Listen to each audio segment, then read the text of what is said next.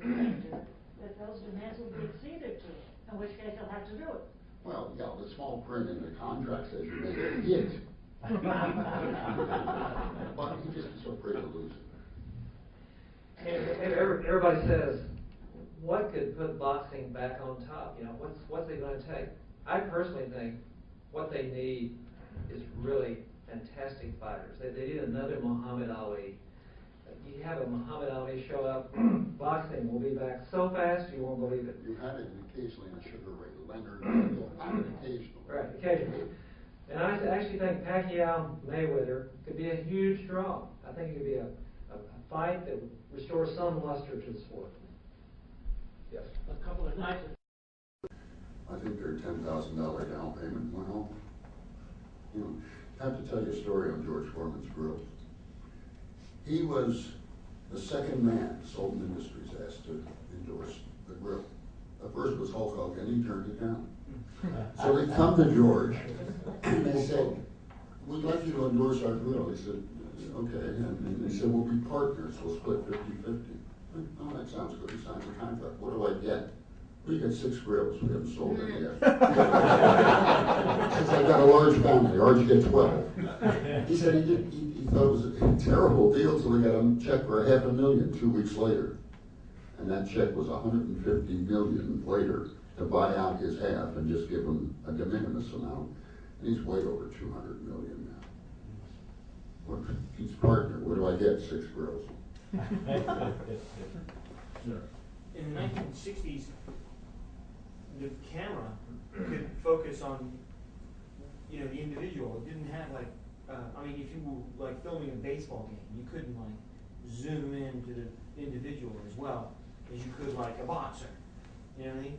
So, you know, advertising when TV was new was in love with boxing because the boxer filled the whole image, and then they could sell soap and dishwashers and beer. Baseball has 180 games a year, right? Or is it 150 games a year? So, 160. So you're constantly advertising for baseball players and stuff like that. Boxers have 2 fights a year. Yeah, but you mentioned something. Go back. 46, 47, when television first became a commodity, first became in your living room. It was a piece of furniture. Boxing, and I was raised in Washington, D.C. and Richmond, Virginia, but there was a coaxial cable from Schenectady to Richmond. There was boxing on 6 nights a week. Wow. You got St. Nick's, you got Eastern Parkway, you got over the Marigold, you got the Grove over in New Jersey, you got every place, and the Garden on Friday with some little herniated parrot going, "Can much happen?" No. And it was there. It was there because, as you say, you only needed 2 cameras. So was wrestling. You only needed 2 cameras. But then television grew up, and boxing withered for that reason. They found westerns. That was the next thing that came in. But boxing was one of the primary, if you will, programming avenues for early TV.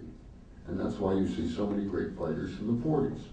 The Lamadas, the Grazianos, the Lewises, Joe Louis, the Jersey Joe Walcott, Joe Louis' first fight, December 5th, 1947, was on TV. Free. Friday night. I remember I was 11 years old and I was charging kids because I had been on the TV set, or my parents did, in the neighborhood. It cost them a dime. That was the beginning of closed circuit TV. My mother kept coming out. She kept saying, "Who are these kids?" "Shut up, Mom, I'm making some noise." Selling Cokes for a dime. But it was free. And that's what television was. Your point is well taken.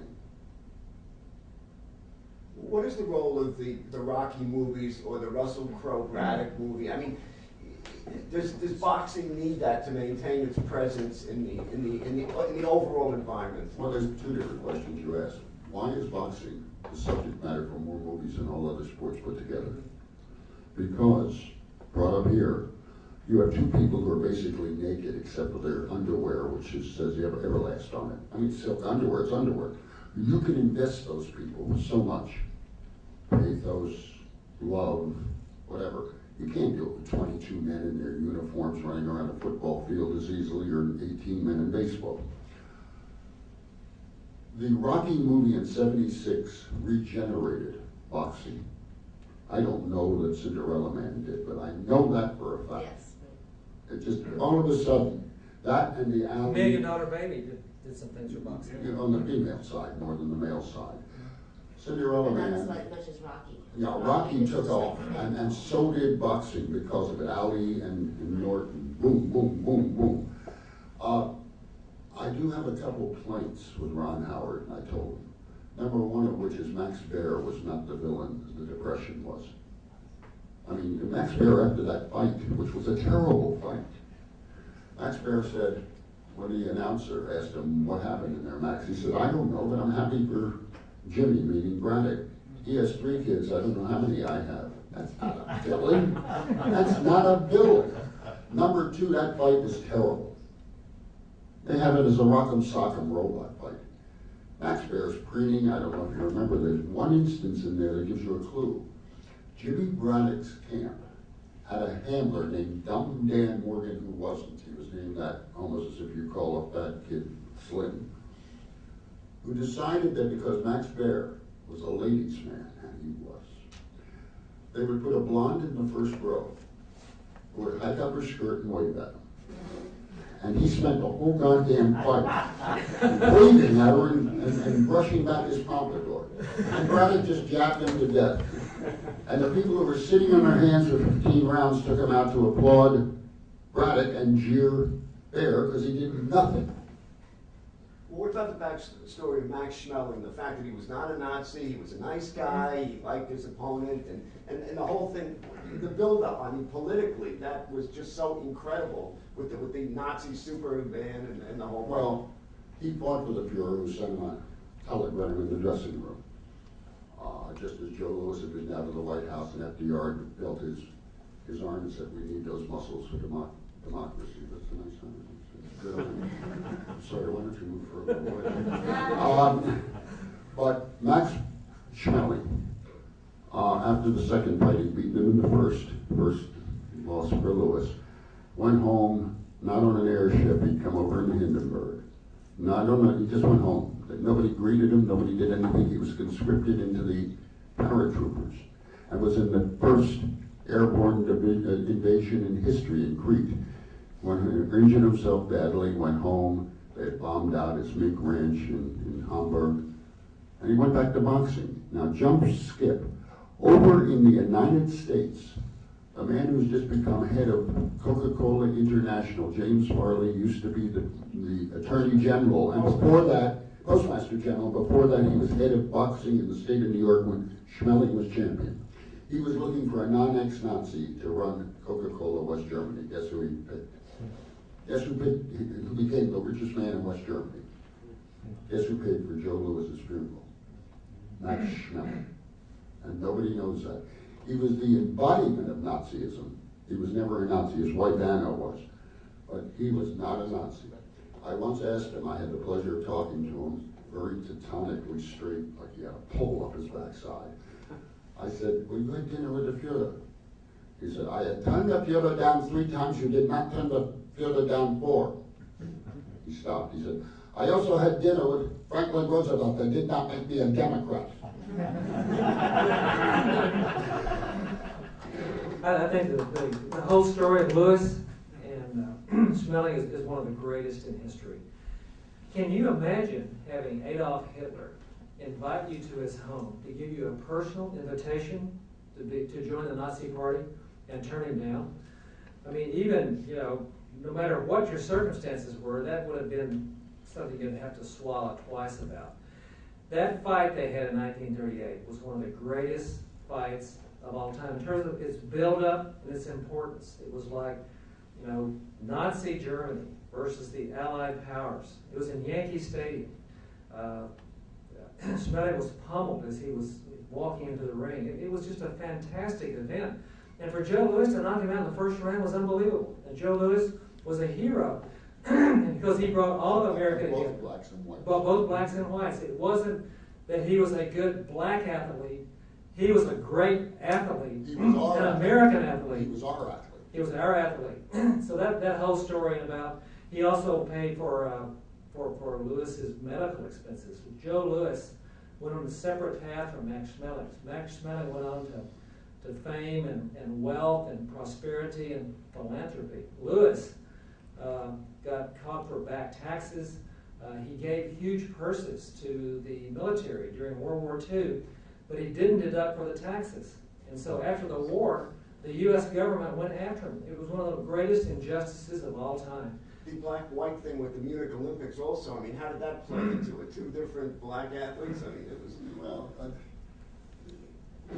that came after the 36 fight, the first fight which Schmeling won. But it resonated.